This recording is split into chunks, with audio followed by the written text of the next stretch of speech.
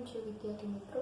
ગયા વિડિયોની અંદર આપણે નિપાત વિશે જોતા હતા. નિપાતની વ્યાખ્યા આપણે જોયેલી કે વાક્યમાં આવતા જુદા જુદા પદો જેવા કે નામ એટલે કે સંજ્ઞા, વિશેષણ, ક્રિયા વિશેષણ, ક્રુદંત વગેરેની સાથે આવી શકે અને અર્થ કે અને તેની સાથે આવીને ભાર કે નિશ્ચય જેવા અર્થની વિશેષતા બતાવે તેને કહેવાય નિપાત.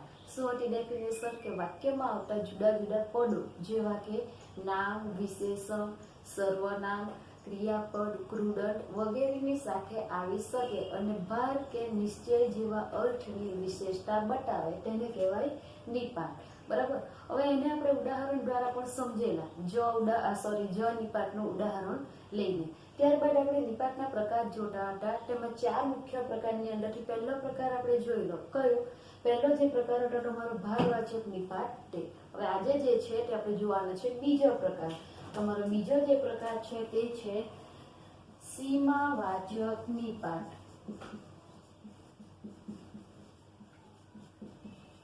બરાબર. તમારો બીજો જે પ્રકાર છે તે છે સીમાવાચક નિપાત. અહીંયા લખેલું છે કે સીમાવાચક એટલે કે કોઈ પ્રકારની સીમા બતાવતું હોય, મર્યાદા બતાવતું હોય, જેની અંદર સીમા દર્શાવવામાં આવી હોય, મર્યાદા દર્શાવવામાં આવી હોય તેવા નિપાતને સીમાવાચક નિપાત કહેવાય. આપણે એની વ્યાખ્યા જોઈએ તો જેમાં સીમા, મર્યાદા અંકાટી લાગે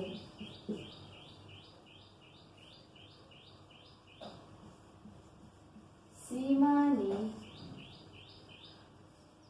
મર્યાદાનો અર્થ અભિવ્યક્ત થતો હોય તે નિપાતને સીમાવાચક નિપાત કહેવાય.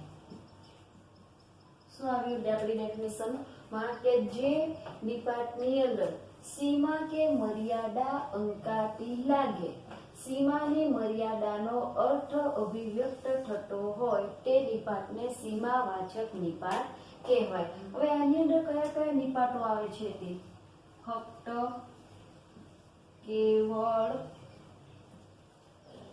તદ્દન, સૌ, છેક, માત્ર.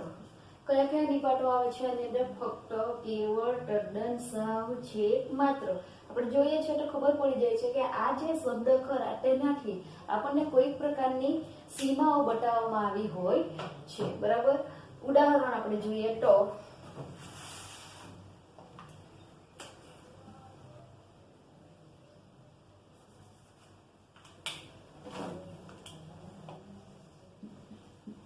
ફક્ત 10 મિનિટમાં તમે આવો.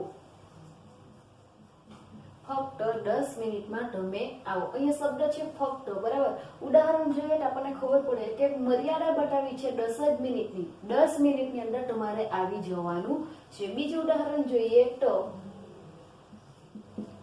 કેવળ તમારા માન ખાતર હું આવીશ.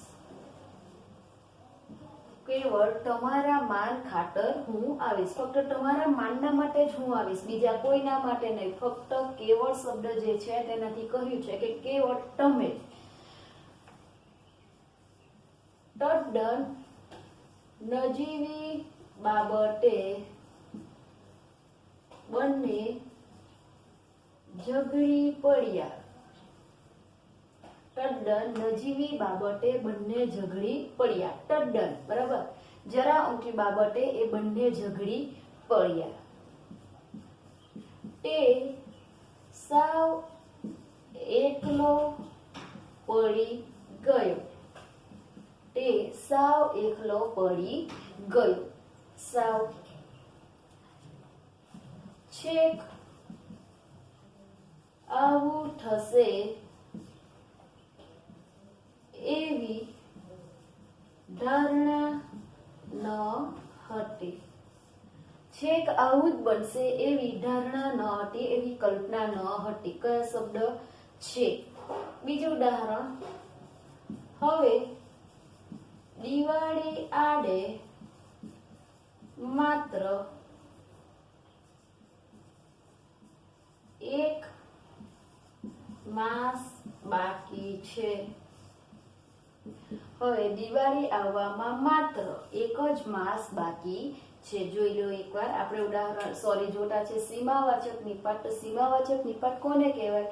જેમાં સીમા મર્યાદા અંકાતી લાગે, એટલે કે જેની અંદર સીમા કે મર્યાદાની લિમિટ બતાવવામાં આવતી હોય, દર્શાવવામાં આવતી હોય, અથવા તો સીમાની મર્યાદાનો અર્થ અભિવ્યક્ત થતો હોય, તેને સીમાવાચક નિપાત કહેવાય. શબ્દ છે ફક્ત, કેવળ, તદ્દન, સાવ, છેક, માત્ર.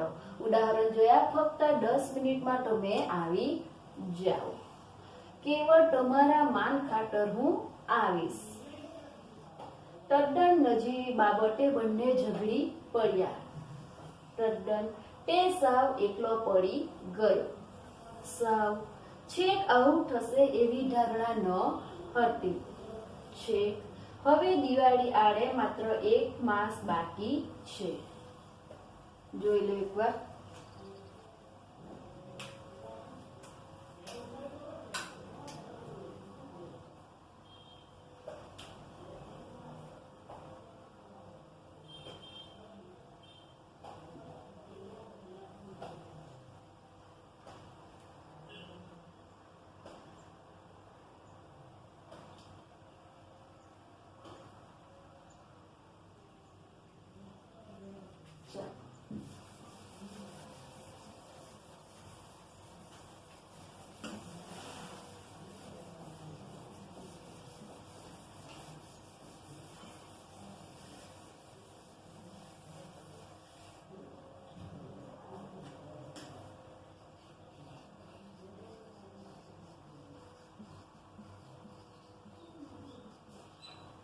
આગળ તમારો પ્રકાર છે વિનયવાચક નિપાત, અથવા તો તમે એને એમ પણ કહી શકો કે વિનયવાચક અથવા વિવેકવાચક નિપાત. પણ તમારે જે છે આ જોવાનું વિનયવાચક નિપાત. જોઈએ એની ડેફિનેશન. તો જેની અંદર વિનય, માન, મોભો દર્શાવવામાં આવ્યો હોય તેવા નિપાતને વિનયવાચક નિપાત કહેવાય છે. આપણે જોઈએ ઉદાહરણ. તો જેમાં વિનય, વિવેક, માન, મોભો કે આદરનો અર્થ ધરાવતો હોય તેવા નિપાતને વિનયવાચક નિપાત કહેવાય. શું જોતા છે આપણે? વિનયવાચક નિપાત. તો એની અંદર શું આવે કે જે નિપાતમાં વિનય, વિવેક, માન, મોભો, આદર દર્શાવવામાં આવ્યો હોય તેવા નિપાતને વિનયવાચક નિપાત કહેવાય છે. આની અંદર કયા કયા શબ્દ આવે છે તે? આની અંદર જે છે તે જી શબ્દ આવે છે. કયો પ્રત્યય અક્ષરની અંદર? જી. જોટા છે વિનયવાચક. એની અંદર આપણે જોયું કે જેમાં વિનય, વિવેક, માન, મોભો કે આદરનો અર્થ ધરાવતો હોય તેવા નિપાતને વિનયવાચક નિપાત કહેવાય. અને એની અંદર શબ્દ આવે છે જી. ઉદાહરણ આપણે જોઈએ તો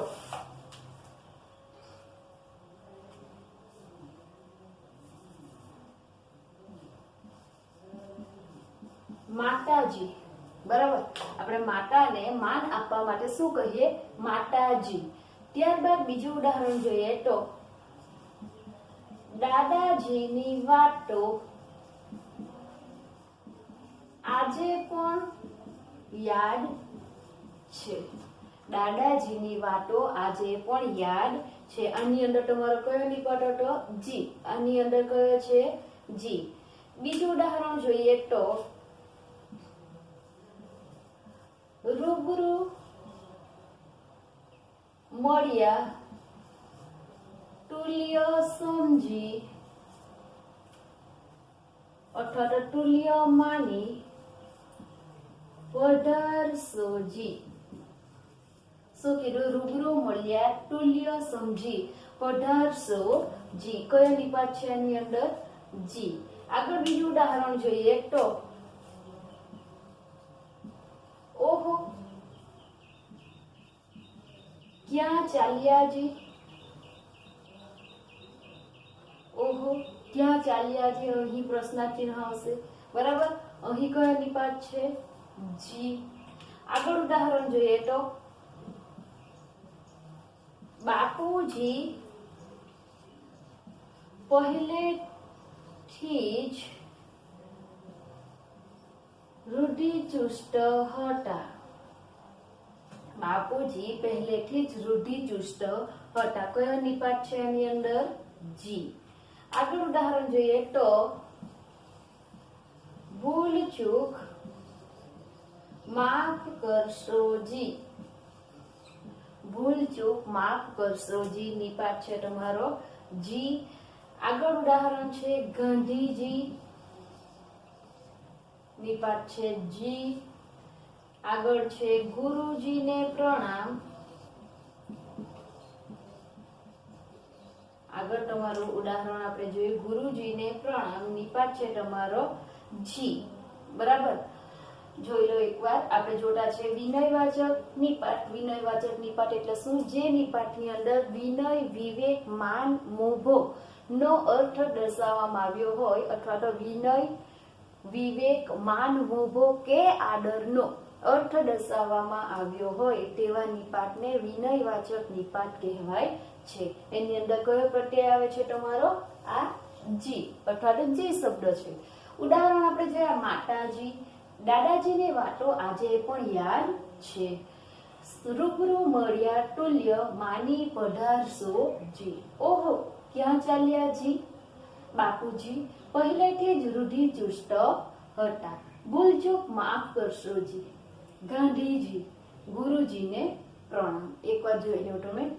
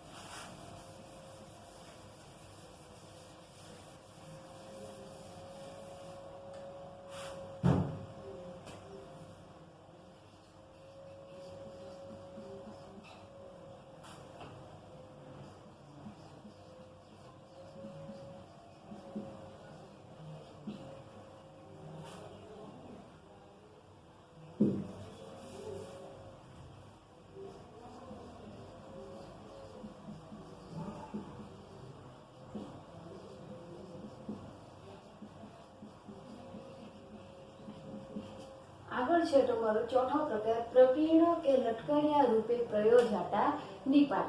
હવે આપણે જાણીએ છીએ કે અમુક શબ્દ અથવા ઘટકો એવા હોય છે જે વાક્યના છેડે જ વપરાય છે અને વાક્યના છેડે આવીને કંઈક અલગ પ્રકારની વિનંતી, આગ્રહ કે પછી બીજું જોઈએ તો અનુમતિ જેવા અર્થો દર્શાવતા હોય છે. આ પ્રકીર્ણ કે લટકણિયા રૂપે પ્રયોજાતા નિપાત આવા જ હોય છે.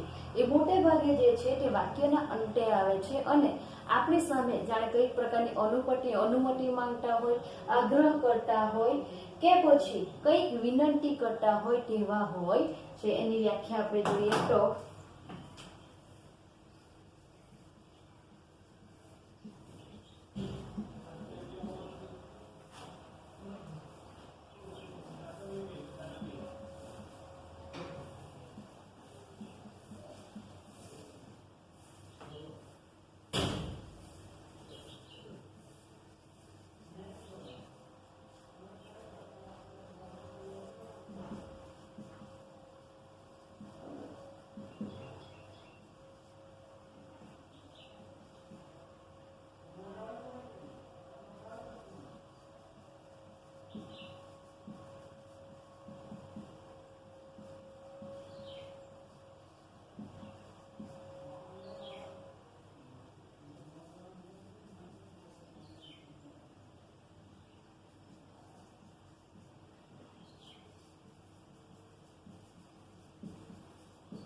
વાક્યના અંતે વિનંતી, આગ્રહ અથવા અનુમતિ વગેરે અર્થમાં પ્રયોજાતા નિપાતને પ્રકીર્ણ કે લટકણિયા રૂપે પ્રયોજાતા નિપાત કહે છે. હવે આ નિપાતની અંદર કેટલાક શબ્દ છે તે છે ને, કે, તો, તે, એમ કે,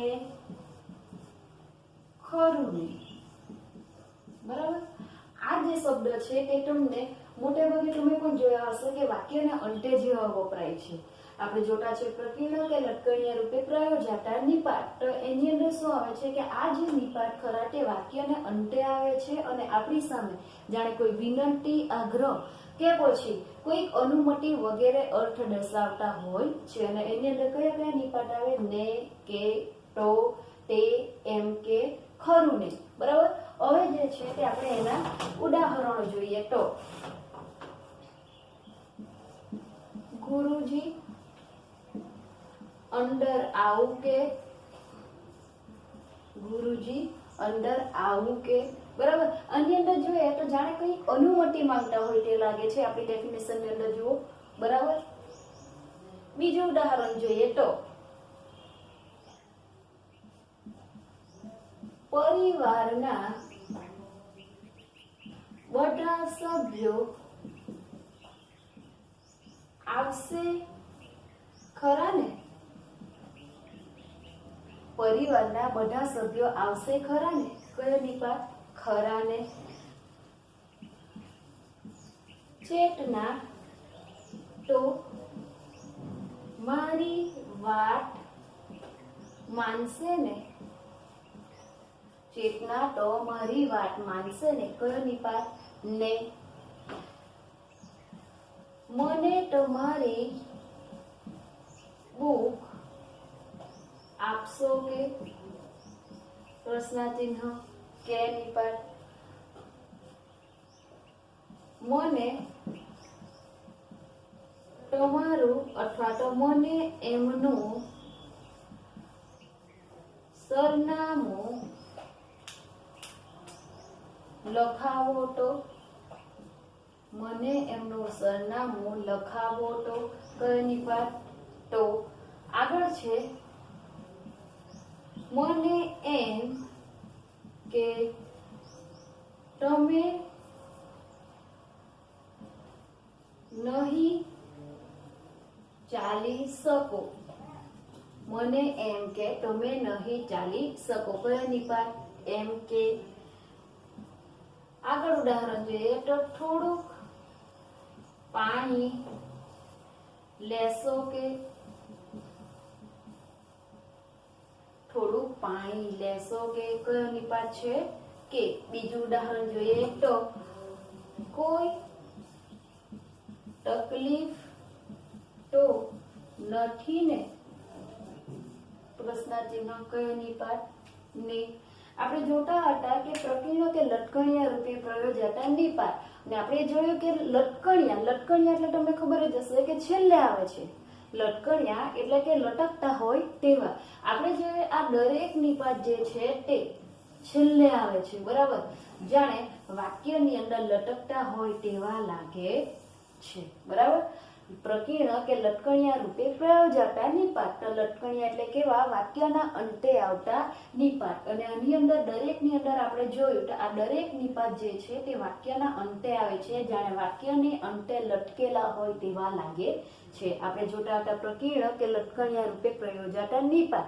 તેની અંદર શું આવે છે કે વાક્યના અંતે આવે અને વિનંતી, આગ્રહ અથવા તો અનુમતિ જેવા અર્થમાં પ્રયોજાય તે નિપાતને પ્રકીર્ણ કે લટકણિયા રૂપે પ્રયોજાતા નિપાત કહેવાય. કયા કયા શબ્દ આવે? ને, કે, તો, તે, એમ કે, ખરું ને. આપણે આટલા ઉદાહરણ જોયા. એકવાર જોઈ લો તમે.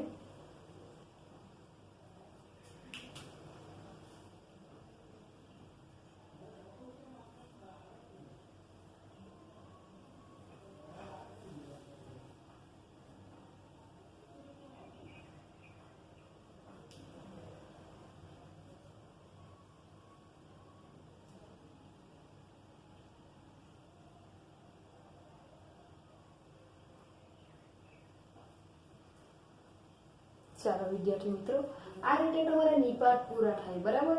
હવે નિપાત આપણે પૂરા થાય તો એકવાર થોડુંક આપણે રિવાઇન્ડ કરી લઈએ. સૌથી પહેલા આપણે જોઈ નિપાતની વ્યાખ્યા. તો નિપાતની વ્યાખ્યા શું હતી કે વાક્યમાં આવતા જુદા જુદા પદો જેવા કે નામ, સર્વનામ, વિશેષણ, ક્રિયા વિશેષણની સાથે આવે અને તેની સાથે આવીને અર્થ કે ભારની વિશેષતા બતાવે તે પદને નિપાત કહેવાય. ત્યારબાદ આપણે જોઈએ નિપાતના પ્રકાર. તેમાં સૌથી પહેલું હતું તમારું ભારવાચક નિપાત. ભારવાચક નિપાત એટલે શું હતું? તે કે જેમાં ભાવ બતાવવામાં આવ્યો હોય તે નિપાતને ભારવાચક નિપાત કહેવાય.